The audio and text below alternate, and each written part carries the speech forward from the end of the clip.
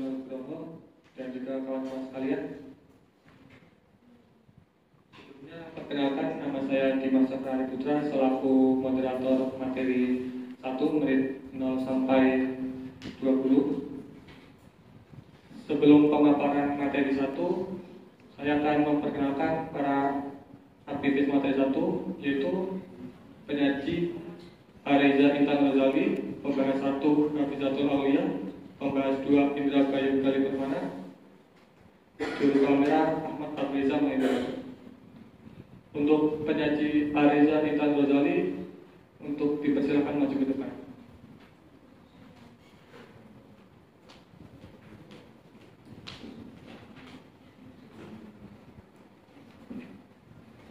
Baik, di sini saya sebagai penyaji akan memberikan 5 poin dari menit 0 sampai menit 20 dari video ujian skripsi Imada Sutresna Panji Yuda Ban Desa Mas.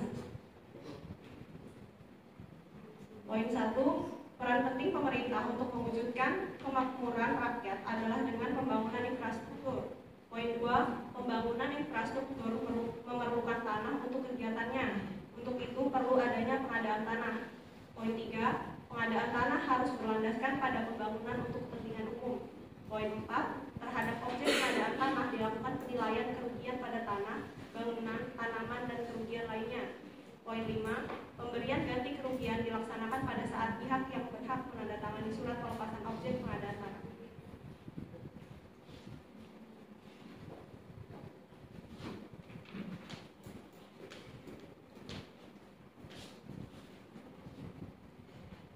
Untuk selanjutnya untuk pembahas 1 Hafizatul Aulia, agar dimohon maju ke depan.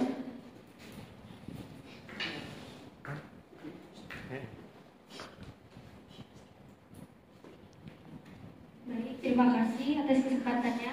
Perkenalkan, nama saya Hafizatul Aulia, NIT 23324664. Dari beberapa poin yang telah disampaikan oleh penyaji, saya tertarik dengan poin nomor 2, yaitu pembangunan infrastruktur memerlukan tanah untuk kegiatannya. Untuk itu perlu adanya pengadaan tanah. Dengan mengaitkan paradigma fakta sosial, nomor 3 yaitu teori konflik, dan saya mengambil bunyi substansi teori nomor 1, yaitu berbagai perubahan yang ditimbulkan oleh suatu kebijakan berpotensi menimbulkan pertentangan yang terus-menerus di antara unsur-unsurnya. Jadi pertanyaan saya adalah, karena pembangunan infrastruktur menggunakan tanah sehingga harus ada pengadaan tanah. Bagaimana jika ada masyarakat yang tidak bersedia melepaskan tanahnya untuk pengadaan tanah?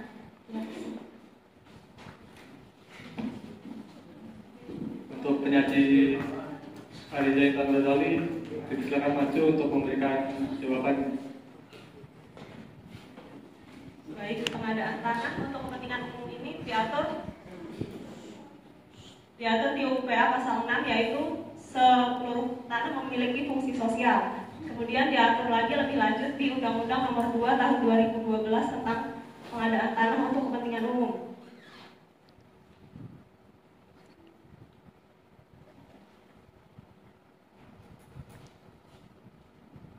Dari pasal 38, dalam hal tidak terjadi kesepakatan mengenai bentuk atau besarnya ganti kerugian, pihak berhak dapat mengajukan keberatan kepada pengadilan negeri setempat dalam waktu paling lama 14 hari. Jadi pihak yang berhak dapat mengajukan keberatan kepada pengadilan. Tetapi dalam pasal 42 Undang-Undang Nomor 2 Tahun 2012, dalam hal pihak yang berhak menolak bentuk besarnya ganti kerugian berdasarkan hasil musyawarah sebagaimana dimaksud dalam pasal 37 dan putusan pengadilan Mahkamah Agung sebagaimana dalam pasal 38, ganti kerugian dititipkan di pengadilan negeri setempat. Jadi jika masyarakat tidak terima dengan besarnya ganti kerugian, maka masyarakat dapat mengajukan ke pengadilan.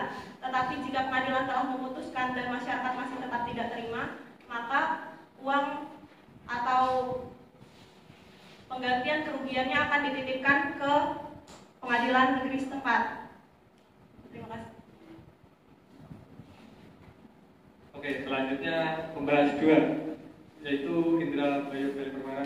Dipersilakan maju ke depan.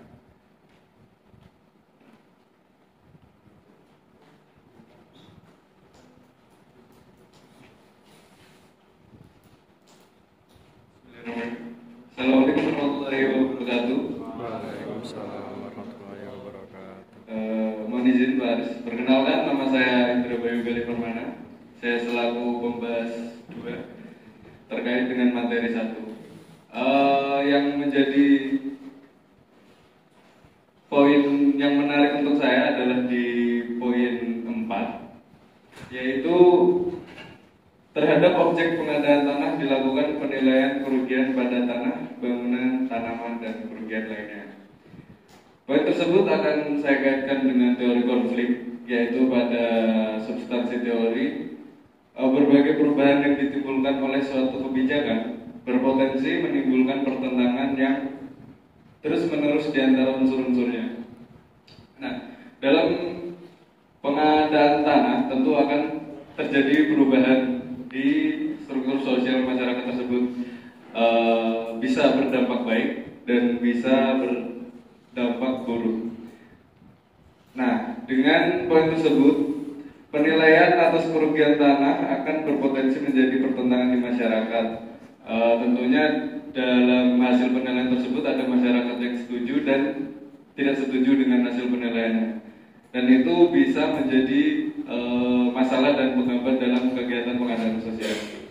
Lalu bagaimana seharusnya pemerintah untuk menentukan harga atas penilaian kerugian agar tidak menjadi pertentangan di masyarakat karena mereka merasa rugi, sedangkan pada pengadaan tanah tentu pemerintah itu memiliki anggarannya tersendiri dan terbatas. Terima kasih.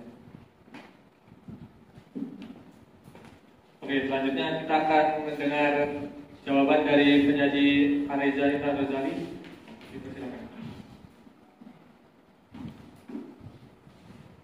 Baik, menurut Undang-Undang Nomor 2 Tahun 2012 tentang pengadaan tanah, tahapan pengadaan tanah ini ada 4, yaitu perencanaan, persiapan, pelaksanaan, dan penyerahan hasil. Jadi di tahap pelaksanaan, maka BPN sebagai penyelenggara pengadaan tanah tidak bekerja sendiri, tetapi didampingi oleh penilai. Jadi yang akan menilai itu adalah penilai yang profesional, yang telah ada lisensi untuk menilai. Seperti yang telah kita bahas di mata kuliah penilaian aset dan properti, maka penilailah yang berhak menentukan berapa besarnya nilai kerugian dari objek pengadaan tanah tersebut. Lalu yang diberikan ganti kerugian bukan hanya kerugian fisik, tapi juga non fisik, seperti yang telah diatur di Undang-Undang tentang pengadaan tanah.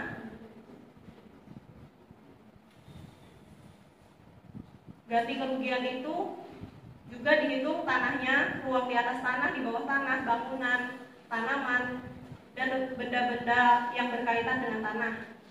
Dan kerugian non fisiknya, kehilangan pekerjaan atau bisnis, kerugian emosional atau solatium, biaya transaksi, kompensasi masa tunggu, dan kerugian sisa tanah atau kerusakan fisik lain.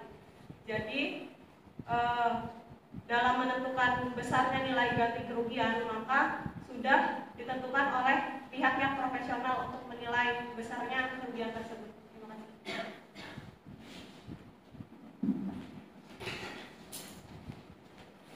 Oke, sekian pemaparan materi 1 menit 0 sampai 20. Saya ucapkan terima kasih. Wassalamualaikum warahmatullahi wabarakatuh.